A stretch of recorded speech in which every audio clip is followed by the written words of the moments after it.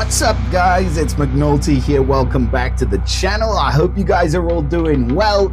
It is Friday and we are getting ready for the weekend. I hope you guys are all getting geared up as our wilderness summon drops. So we have a brand new kitty cat in here called Marnes. And I must say, these wildcats have been absolutely wreaking havoc on the game.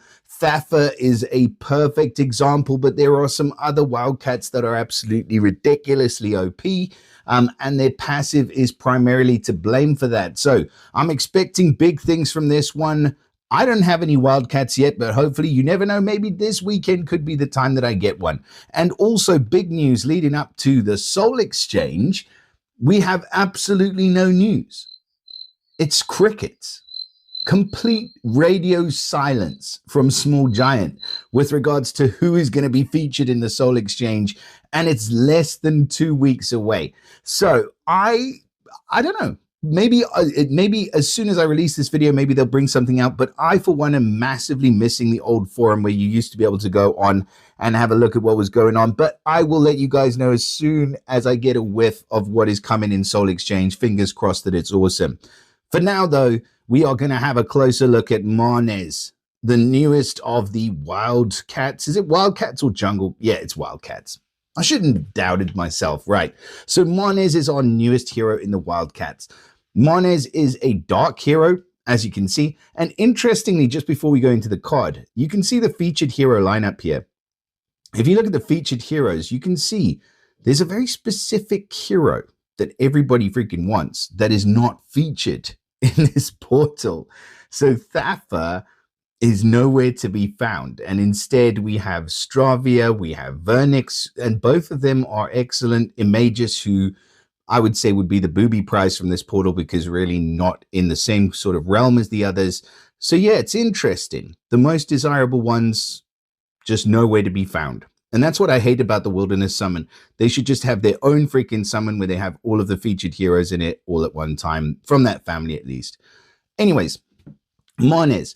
So Dark Hero is of the Rogue class, sorry, so he gets the chance to dodge, which is pretty cool. The family bonus, again, is pretty cool because it gives an additional chance to dodge, so that'll add, I believe, and stack up with his talent, which will give him, what, 25%?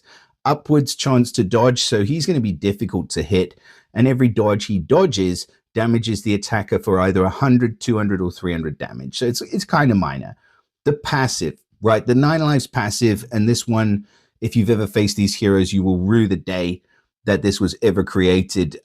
So when the character's defeated, they have an 80% chance to revive at the beginning of their next turn with 50% health and a whacking great 80% mana, which is just insane.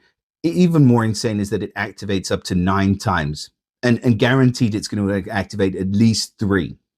The chance is reduced on each consecutive activation, but it cannot be prevented with any status elements or passive skills. So you're kind of screwed. One way or another, they are coming back with 80% mana. And if their special skill is good, and if you're on your last legs, then then it's done. It's game over. These guys are finishers for sure.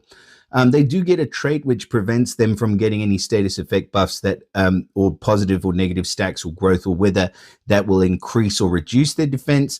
But that being said, you can still increase or reduce their attack as much as you want to. And it doesn't really harm the heroes because they are pretty much super OP. Right. Special skill. Let's have a look. Blade of Horrid Affliction. Okay, so he's running at very fast speed, and at very fast speed, he's going to deal 300% clawing damage to the enemies on the edges of the formation. If there's only one enemy, the damage is doubled. So with this clawing damage, it says it deals 400% damage against enemies with defensive buffs. So yeah, it's a much higher percentage of damage if they have a defensive buff. He doesn't dispel it, but he deals more damage. Then they also, if they have minions or mega minions, he's going to deal 400% damage, which is awesome. It's a nice, very fast speed. 400% damage to the enemies on the edges is pretty huge. Enemies with any defensive buffs, minions or mega minions, receive negative 35% defense for 5 turns. So on top of that extra damage, he's giving them a defense down. I love it. It's really good, actually. And then the enemies on the edges of the enemy formation will receive 1500 surge bleed damage over 5 turns. This is what's so impactful with Stravia. So she does the clawing damage to all enemies. And again, it deals 255 if they have the minions or defensive buffs, which you can easily forget about. So her damage can hit a lot harder than you expect. But then they get the 1200 surge bleed over the 6-turn period. And she's very fast, so she can fire it off again. And trust me, that will chop your team down real quick. We won't stay on her because we are looking at him, but I'm just saying she's also very fast, and that surge bleed damage is very effective. I hate her. But I love her if I had her, but I hate to face her. So this guy gets a higher amount of surge bleed because it is just to the targets on the enemy formation at the edges, but it's 1500 surge bleed over 5 turns. If a target already has the effect, then the duration gets refreshed and the damage will be increased by 250. Maximum total damage is 3000. You're probably not going to get to that, but you will be able to increase it because it's 5 turns. He's running it very fast. So you'll be able to stack on top of whatever bleed damage is remaining. It's a strong effect. It can be dispelled though. And then the enemies on the edge of the enemy formation receive 905 poison damage over 5 turns. So on top of all of that surge bleed that he's dishing out, they get an extra amount of poison damage. And the interesting thing is that this guy was released in beta with where he made it so that status effects that affect the enemies that he's hit become uncleansable or undispellable. I can see why they've removed that, to be honest. Like, I mean, there was a comment on the Discord saying like they should have left it in, but I just don't think that would have been fair to anybody on this planet, because that would have just been ridiculous if you couldn't get rid of that.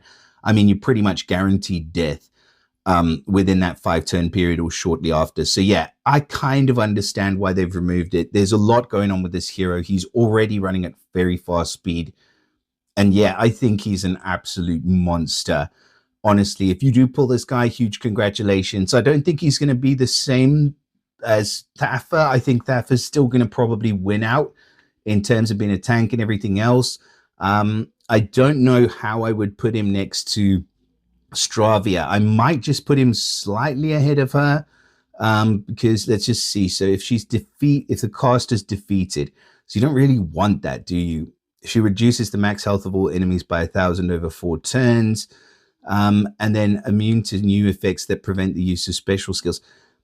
Yeah, I think he's better. You know, like I rather have that where you can hit the enemies on the edges, and then if there's only one enemy alive, you can have that absolute killer finishing shot as well. That being said, they're both really good heroes. And that's all I've got to say about our newest kitty cat from the Jungle Wildcats family. Please do let me know in the comments what you guys think about Marnes.